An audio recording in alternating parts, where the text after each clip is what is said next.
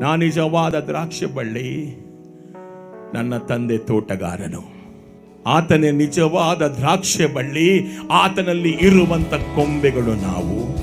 ವಾಕ್ಯಗಳನ್ನು ತಳ್ಳಿದವನು ಯೇಸುವನ್ನೇ ತಳ್ಳಿದ ಹಾಗೆ. ಯಾಕಂದ್ರೆ ವಾಕ್ಯವೇ ಯೇಸು. ಯೇಸುವಿನ ಹತ್ತಿರಕ್ಕೆ ಬನ್ನಿ. ಶಿಲುಬೆಯ ಸಂದೇಶ ನಂಬಿದವರಿಗೆ ದೈವ ಶಕ್ತಿ.